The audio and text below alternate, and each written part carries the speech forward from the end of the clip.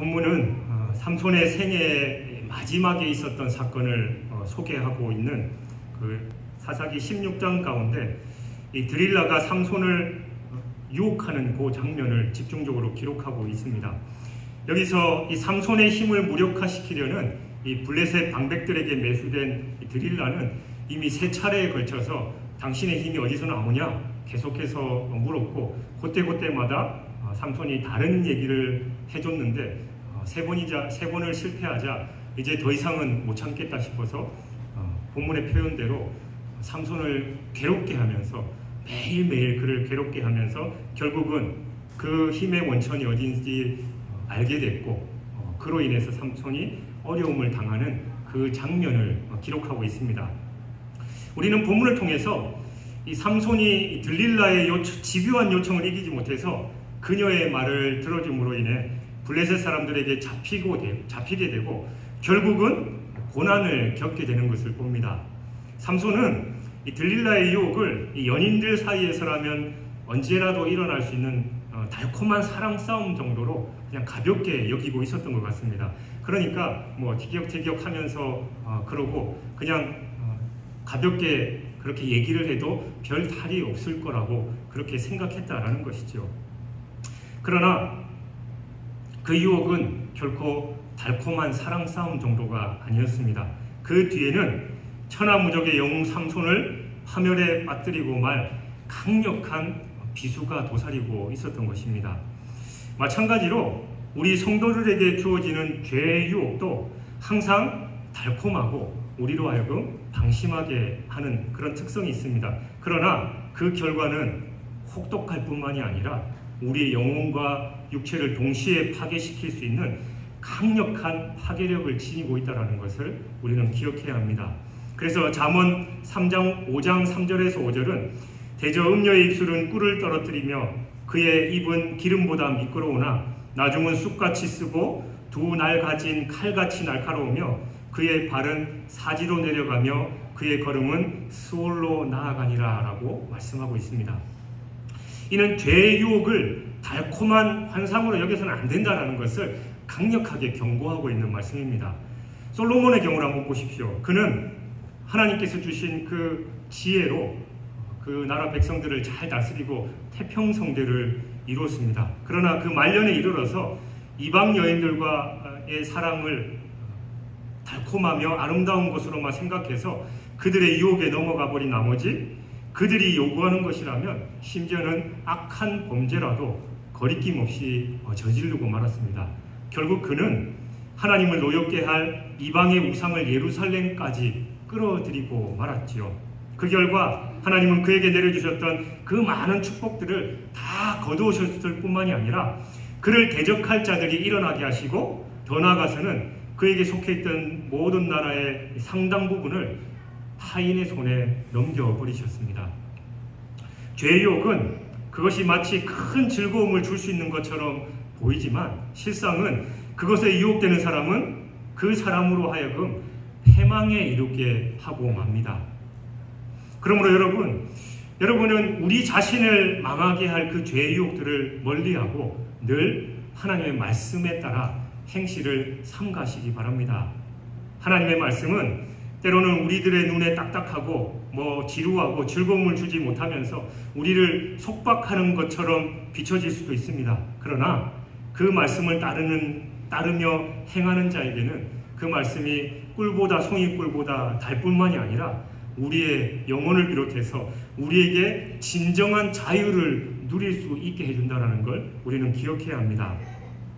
따라서 여러분 앞에 놓인 세상의 악한 유혹과 그 시험들을 주님의 말씀을 통해서 극복하고 그로 인해서 정말 참다운 축복을 누리는 여러분이 되시길 주님의 이름으로 축원합니다.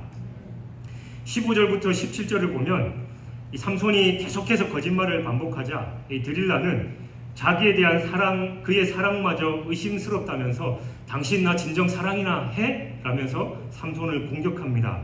이에 삼손은 그 마음이 번뇌하여 죽을 지경이 되어 자기 힘의 비밀이 어디에 있는지 숨김없이 다 알려줍니다. 여기서 삼손의 마음이 번뇌하여 죽을 지경이었다라는 것은 비록 정욕에 따르는 이 잘못된 사랑이기는 했어도 그가 이 드릴라를 얼마나 사랑했는지를 알 수 있는 대목입니다. 그래서 그녀가 자기의 사랑을 의심한다라고 하는 게 견딜 수 없었던 것이죠. 그래서 그 힘의 진실, 원천을 말해버리고 말았습니다.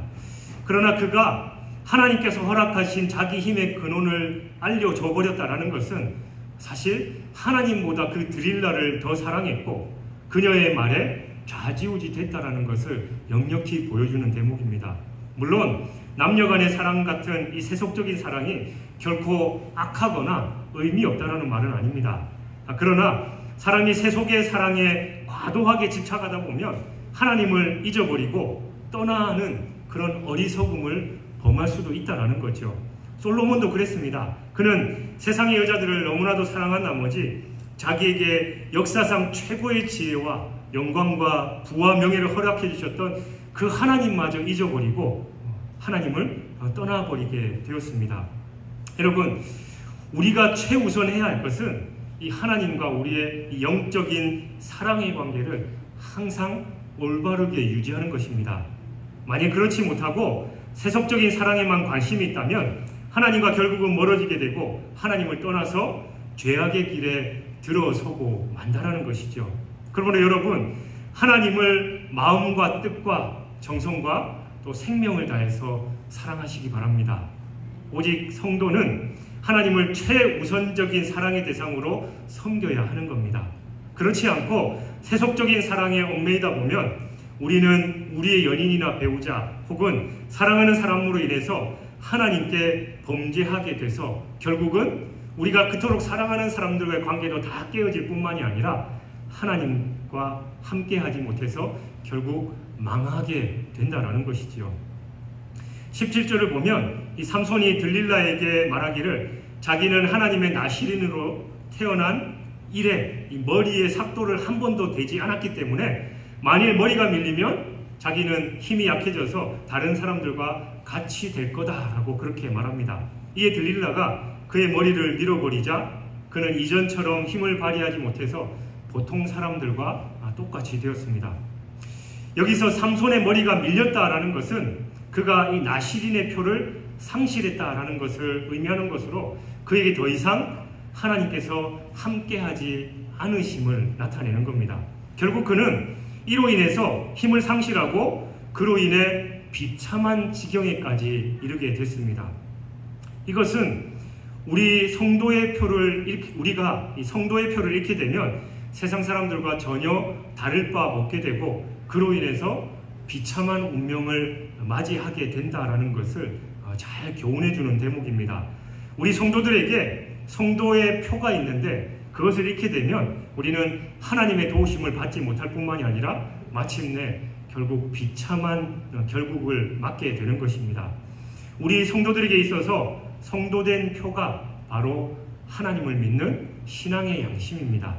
바울사도는 디모데전서 3장 9절에서 이 교회의 직분자를 세움에 있어서 깨끗한 양심과 믿음의 비밀을 가진 자를 세워야 한다라고 했는데 이는 흔들림 없는 신앙의 소유자가 진정한 성도이고 또 구별된 직분자임을 알 수 있다는 것을 말해주는 것입니다. 그렇지 못하고 어떠한 이유로 인해서든지 자기 신앙의 양심을 버린다면 그는 하나님의 은혜를 저버린 자일 뿐만이 아니라 구별된 성도일 수가 없다는 거죠. 오히려 그런 사람은 세상 사람들보다 더 못한 자가 될 때도 많이 있습니다.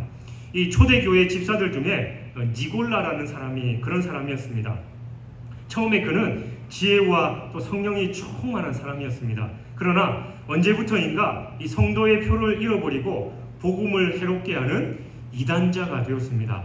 그러므로 여러분, 신앙 양심을 저버림으로 말미암아 성도의 표를 상실하는 그런 어리석음을 우리는 범하지 말아야 합니다. 본문의 삼손은 유혹에 넘어가서 이 나시린의 표인 머리를 밀림으로 말미암아 그 인생의 큰 실패를 맛보아야만 했습니다. 우리 또한 이 성도의 표를 상실하면 크게 실패하고 말아버립니다. 따라서 여러분은 무슨 일을 할 때든지 신앙 양심에 꺼리낌 없이 행동하도록 늘 힘써야 합니다. 그러기 위해서는 우리가 선줄로 생각할 때 넘어질까 늘 주의해야 하고 그리스도 안에서 더욱 견고한 믿음의 소망을 따라서 행해야 하는 것입니다. 삼손은 하나님의 능력을 힘입음으로 말미암아 어떤 대적이라도 능히 이길 수 있었기에 스스로 자만해서 안일함에 빠졌던 것이고 또한 그 믿음의 소망도 견고히 붙잡지 않음으로 인해서 세상 사람들과 다름없이 되고 말았던 것이죠. 그리고 20절을 보면 삼손이 여자의 유혹에 넘어가서 머리카락이 밀리게 되자 그는 이전처럼 힘을 발휘하지 못하게 됐는데 그 이유가 바로 하나님께서 그를 떠나셨기 때문이다 라고 말씀하고 있습니다. 여기서 하나님이 떠나셨다라는 것은 하나님께서 그에게 힘과 권능을 주셨던 그 하나님의 성령을 거두어 가셨다라는 말입니다. 즉 하나님께서는 그가 온전치 못한 행동을 할지라도 그에게 성령을 덧입혀 주셔서 큰 능력을 행하게 하셨지만 결정적으로 그가 그 여인으로 인해서 또다시 범죄해서 이제는 더 이상 하나님의 나시린일 수도 없게 되자 성령을 거두어 가신 것이죠. 이러한 사실은 오늘날 그리스도로 말미암아 성령을 소유하게 된 우리 성도들도 범죄로 인해서 우리 안에 내주하시는 성령을 소멸함으로 그 은사와 능력을 힘입지 못하게 될 수도 있다는 것을 말해주는 겁니다. 우리가 아무리 옛날에 신앙생활 열심히 했고 성령 충만하고 교회 봉사 많이 했다 하더라도 우리가 교만하게 되고 죄악의 길을 계속 거하다 보면 하나님께서 주셨던 그 성령을 거두어 가심으로 말미암아 우리가 결국은 세상 사람들보다 더 못한 신세가 될 수도 있다는 것이죠. 그래서 성경은 말씀하시기를 성령을 근심케 말며 욕되게 하지도 말며 해방하거나 속이지 말라라고 말씀합니다. 그리고 성령을 향한 범죄는 영원히 사하심을 얻지 못하는 중범죄가 된다라고 기록하고 있습니다. 우리가 범죄하다 보면 이 성령과의 교제가 멀어질 뿐만이 아니라 이 중대한 영적인 은사들마저 다 무효로 돌릴 수도 있고 더 나아가서는 우리의 구원 역시 잃어버리게 될 수도 있다는 것이죠. 그러므로 여러분 우리는 하나님의 성령의 능력을 소멸하는 것이 아니라 더욱 온전히 덧입기 위해서 우리의 죄악된 육체의 소욕을 단호하게 물리쳐야만 합니다. 제가 여러 번 말씀드렸지만 육체의 소욕과 성령의 소욕이 싸울 때 우리는 당연히 성령의 소욕이 이긴다라고 생각하지만 그건 우리의 착각입니다. 우리가 어디에 더 관심을 두느냐에 따라서 이긴다는 거예요. 평상시에 우리가 늘 말씀과 기도로 성령의 충만함으로 살아가면 당연히 성령의 소욕이 이기지만 우리가 늘 육신의 길에 거하고 죄악의 길로 거하면 아무리 성령의 소욕과 육신의 소욕이 싸울자라도 우리가 계속해서 관심을 가졌던 육체의 소욕이 승리할 수밖에 없다라는 것이지요. 갈라디아서 5장 17절은 육체의 소욕은 성령을 거스르고 성령은 육체를 거스르나니 이 둘이 서로 대적함으로 너희가 원하는 것을 하지 못하게 하려 함이라 라고 말씀합니다. 삼손이 죄로 인해서 성령을 소몰케 한 결과 이전처럼 다시 힘을 발휘하려 해도 하지 못하게 되었던 이유를 이 말씀이 분명하게 대변해주고 있는 것이지요. 성령은 그 능력을 사모하고 강구해서 구별되게 하는 자에게만 충만히 임재하십니다. 그러므로 여러분은 성령의 은사를 더욱더 힘있기 위해서 애써야 한다는 거예요. 날마다 말씀과 기도로 거룩하여지고 하나님의 말씀에 순종하기 위해서 애쓸 때만 우리는 성령의 충만한 역사를 경험할 수 있다는 겁니다. 삼손은 성령이 그에게서 떠나심으로 말미암아 하나님께서 주신 그 힘도 다 잃어버렸음에도 불구하고 여전히 그 힘이 있는 줄 착각하고 내가 전과 같이 나가서 몸을 떨치리라 라고 생각했습니다. 그러나 삼손은 이미 그 힘을 상실했기 때문에 블레셋 사람들에게 잡히고 말았습니다. 그렇다면 삼손은 왜 하나님의 성령이 그에게서 떠나갔음에도 불구하고 그 사실을 몰랐을까요? 그 이유는 바로 그가 하나님과의 영적 교제에 민감하지 못했기 때문입니다. 즉 삼손은 세상과의 교제에만 관심을 가졌기 때문에 영적인 감각이 무뎌져서 자신이 하나님과 이미 관계가 단절된 상황에 빠져 있었음에도 불구하고 그 사실을 전혀 몰랐던 것이죠. 참으로 안타까운 일이 아닐 수 없습니다. 그러나 우리가 여기서 알 것은 이러한 일은 비단 삼손에게만 국한된 일이 아니다라는 겁니다. 우리 주변에는 하나님을 믿는다라고 하면서도 이 하나님과의 영적인 교제에 둔감한 사람들이 너무나도 많습니다. 이런 사람들은 말로는 자기들의 믿음을 말하기 좋아합니다. 나는 이것도 하고 어떻게 합니다. 그러나 그 실상은 하나님의 뜻이 무엇인지를 헤아리기보다 자기의 의를 위해서 자기 이익에 관계된 일이나 세상과의 교제에 더 관심이 많다는 겁니다. 그리스도의 복음을 거부했던 유대인들을 보십시오. 그들은 자기들만이 하나님이 선택하신 선민이다라고 자부하면서 자기들의 유대계 신앙을 늘 뽐내고 다녔습니다. 그러나 실상 그들은 하나님을 알지도 못했을 뿐만이 아니라 자기들 중에 오신 하나님이신 그 예수 그리스도를 배척하고 급기야 십자가에 내몰아 못 박기까지 했습니다. 만일 그들이 하나님과의 교제에 늘 민감했다면 결코 그러한 어리석음을 범치 않았을 것이겠죠. 이처럼 하나님과의 영적 교제에 민감하지 못한 자는 스스로 큰 낭패를 보게 되는 것입니다. 그렇다면 여러분, 우리가 어떻게 해야 이 하나님의 말씀이 어떠하며 하나님의 뜻이 무엇인지 영적으로 하나님과 늘 민감하게 교제할 수 있냐라는 겁니다. 우리는 매일매일 말씀을 묵상하고 기도하면서 성령의 도우심을 구해서 하나님의 뜻이 무엇인지를 발견해야 합니다. 하나님의 말씀에 온전히 순종해야 한다는 것이죠. 때로는 하나님의 말씀을 묵상하고 마음에 깨닫고 뉘우치고 하는 성도들까지는 많이 있는데 실질적으로 그 말씀 그대로 행하지 못하기 때문에 성령의 능력 안에 거하지 못한다는 거예요. 그럴 때 하나님은 우리가 늘 하나님을 만나기 위해서 애쓰고 노력할 때 우리를 만나주시고 당신의 말씀을 통해서 우리에게 늘 깨우쳐 주시는 겁니다.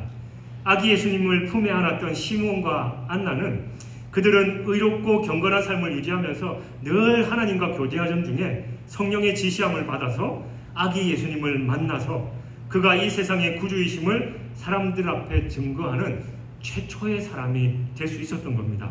그들은 늘 하나님과 교제하면서 영적인 삶에 젖어 있었던 거예요. 여러분들도 항상 하나님의 뜻을 먼저 구하는 일에 힘써서 하나님과 항상 친밀한 교제를 나누시기 바랍니다. 우리가 인간관계에 있어서도 매일매일 얼굴을 마주하는 직장 동료들도 그냥 인사 정도만 하고 하면 그 사람들과의 전혀 친밀한 관계가 형성 안 되죠. 그러나 멀리 몸은 떨어져 있다 할지라도 매일매일 그 사람을 생각하고 또 전화통화하고 메시지를 주고받은 그 사람과는 우리가 친밀한 교제를 할 수 있는 것과 같이 내가 필요할 때 주일에 한 번만 하나님을 찾는 게 아니라 우리가 매일매일의 삶 속에서 하나님을 찾고 갈구할 때 하나님께서 우리에게 만나주시고 하나님의 뜻을 밝히 알게 해주신다라는 것이죠. 그런 교제와 풍성한 은혜가 넘치는 여러분이 되시길 주님의 이름으로 축원합니다. 힘을 잃은 삼손은 결국 블레셋 사람들에게 붙잡혀서 두 눈이 뽑히고 말았습니다. 눈은 우리 몸의 등불과 같다라고 마태복음은 말씀하고 있고 그것을 잃으면 우리는 스스로 혼자서는 아무것도 할 수 없고 암흑 속에 거하게 되지요. 우리가 흔히 다른 걸 잃으면 몇 %이고 눈을 잃으면 90%를 잃는다라는 그런 말도 있기도 합니다.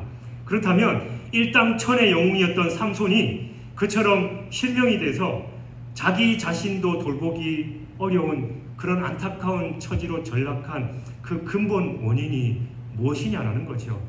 그것은 그가 하나님을 향해서 그 눈을 돌리지 않고 세상 안락에 눈을 돌림으로 그 영적인 안목을 스스로 흐린 것에 있었습니다. 즉 그는 육신의 맹인이 되기 이전에 벌써 영적인 맹인이 되어 있었다라는 것이죠. 삼손은 영적인 맹인이 되어서 무분별하게 행동함으로 말미암아 죄악을 행하게 됐고 그로 인해서 하나님께 버림을 받음으로 힘을 상실하고 그 결과 블레셋 사람들에게 붙잡혀서 실질적으로 육신의 두 눈까지 뽑히게 되는 그런 처지가 되고 말았던 겁니다. 이것은 영적 맹인이 된다는 것이 얼마나 무서운 일인지를 알게 하는 대목입니다.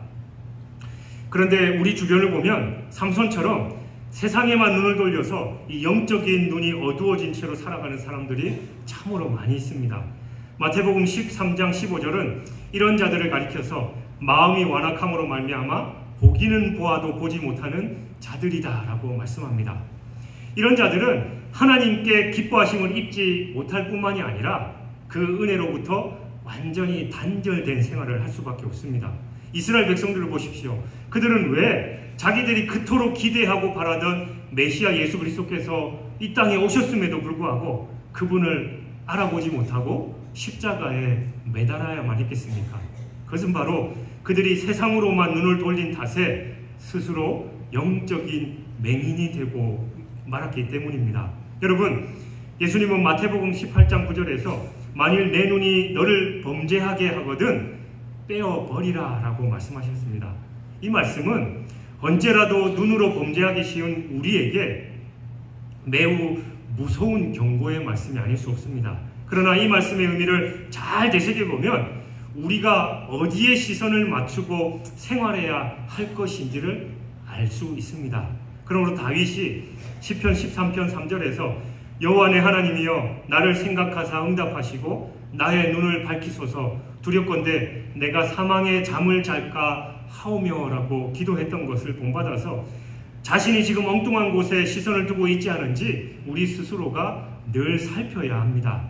다윗이 일생을 주님과 동행하면서 그처럼 위대한 왕이 될 수 있었던 것은 그의 영안이 맑았고 또 밝았기 때문이었습니다. 여러분들도 항상 주님께만 시선을 고정해서 주님을 바라보시기 바랍니다. 늘 죄악의 모습들 또 어두운 것들만 바라보면 우리의 눈도 죄악에 물들어지고 어둡게 될 수밖에 없죠. 몽골 사람들이 시력이 우리는 최대가 2.0인데 그 사람들은 5.0까지 간다라고 하잖아요. 넓은 푸른 초원을 바라보니까 눈도 그렇게 좋아지는 것처럼 우리가 세상의 악한 것들을 바라보면 우리의 시선도 악하게 되지만 늘 믿음의 주에 온전케 하시는 그 주님을 바라보면 바로 주님의 은혜 안에 거하고 우리의 눈도 신령하고 깨끗하게 된다라는 것입니다. 21절을 보면 그 힘을 잃고 눈이 뽑힌 삼손은 블레셋 땅인 가사에 끌려가서 놋줄에 묶인 채 옥에서 맷돌을 돌려야 하는 그 신세로 전락하고 말았습니다. 그 블레셋 사람들이 그런 삼손의 모습을 보고 어떤 생각을 했을까요? 맨손으로 사자를 때려 눕힌 천하장사, 나귀 턱뼈로 3,000명을 죽인 그 위대한 삼손이 완전 눈이 다 뽑히고 그냥 누추한 모습으로 맷돌을 돌리고 있는 그 모습을 보면서 그들은 어마어마한 조소와 비웃음을 날렸을 것입니다. 여기서 가사는 일전에 삼손이 그를 죽이려고 많은 무리가 매복해 있던 그 성문을 떼어다가 이 헤브론으로 옮김으로 말미암아 그들로 하여금 모멸감을 주었던 그 성이었습니다. 근데 그토록 삼손이 위세를 떨치던 그 성에서 이제는 신세가 완전히 뒤바뀌어 그곳에서 자신이 조롱받는 입장이 되고 말았습니다. 이것은 혼자의 몸으로 수많은 적을 이기고 그 백성을 구원했던 당시의 영웅으로서 참으로 비참한 말로 아닐 수 없습니다. 이는 그가 하나님께 범죄하고 이 나시린으로서의 자기 본분을 망각한 채 세상과 버타여 하나님을 떠났기에 당하게 된 필연적인 결과였습니다. 마찬가지로 우리도 자기 신분을 잊고 세상에 나가 하나님을 떠난 생활을 하면 세상의 웃음거리가 될 뿐이다라는 것을 기억해야 합니다. 우리가 주변을 돌아보면 소위 믿는다는 사람들이 하나님을 떠나서 그릇 행해서 세상의 조롱거리가 되는 것을 종종 목격할 수 있습니다.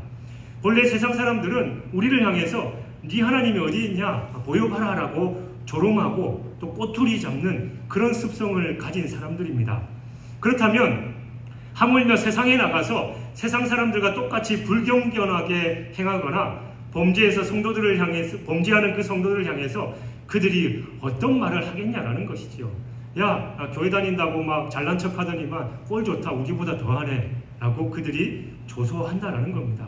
이런 성도들은 맛이른 소금은 밖에 버려져서 사람에게 밟힐 뿐이다 라고 말씀하셨던 그 예수님의 말씀처럼 세상에서 짓밟히고 상하되 누구 하나 그를 긍휼히 봐줄 사람이 없는 불행에 처하고 마는 것입니다. 그러므로 여러분, 세상이 여러분을 조롱할 틈을 줘서는 안 됩니다. 그러기 위해서는 우리가 항상 주님 앞에 나가야 합니다. 그리고 주님으로부터 더 큰 은혜 있기를 사모해야 합니다. 또한 우리가 스스로 그리스도의 향기를 발산하기에 힘써야 하는 것이죠. 그러면 세상은 여러분을 조롱하기보다 오히려 야, 저 사람 진정한 예수쟁이구나라고 인정하게 될 것이며, 여러분을 두려워하고 그 뒤에 계신 하나님께 영광을 돌리는 일이 생길 것입니다. 초대교회 믿음의 선배 삶들이 그랬잖아요. 그들은 어디를 가든지 사람들에게 칭찬을 받았으며 그들의 경건한 삶을 보고 그 모습을 따라서 회개하는 사람들이 많이 있었습니다. 여러분은 이러한 사실을 유념해서 세상을 오히려 안타깝게 여길 수 있는 믿음의 사람들이 될지언정 세상으로부터 조롱받는 일이 없도록 늘 근신하여 깨어 있어야 할 줄 믿습니다. 22절을 보면 비참하게 몰락해버렸기에 다시는 재기할 길이 없을 것 같았던 그 삼손에게 희망이 있는데 바로 그 머리카락이 자라고 있는 것입니다. 왜 굳이 성경에서 삼손의 머리가 다시 자라나느냐라고 그런 기록을 했을까요? 당연히 우리가 머리 깎으면 머리 자라는 건 당연한 거잖아요. 그러나 바로 이 구절에는 깊은 의미가 있다는 겁니다.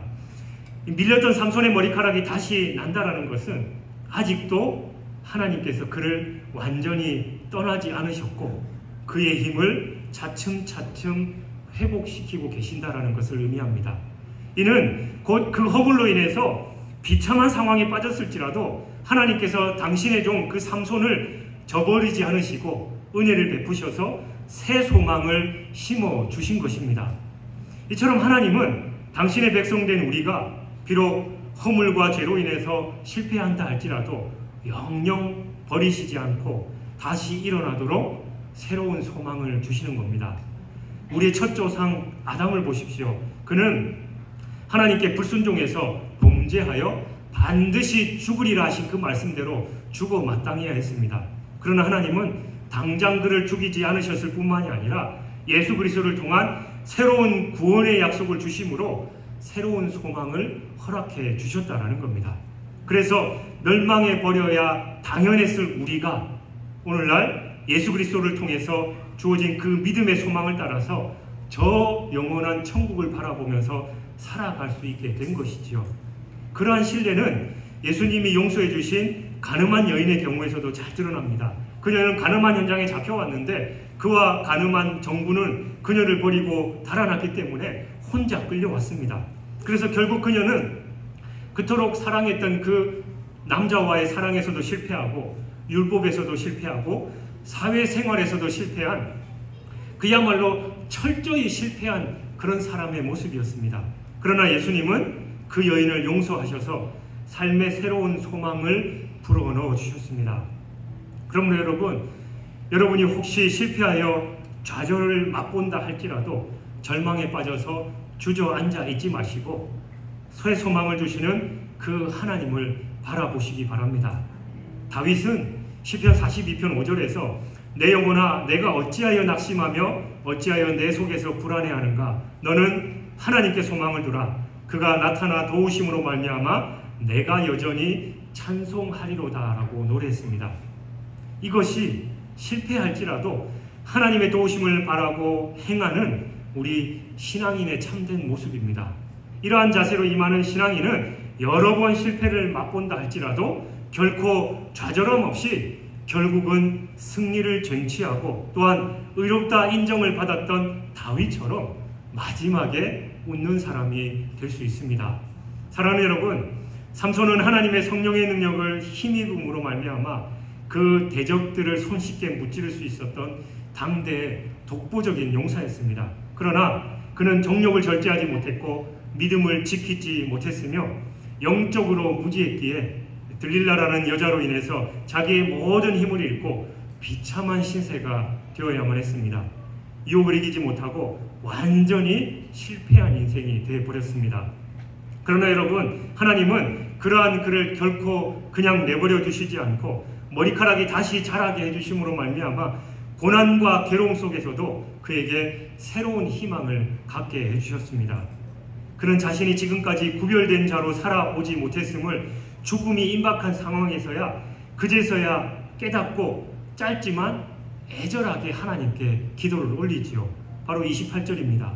주 여호와여 구하옵나니 나를 생각하옵소서.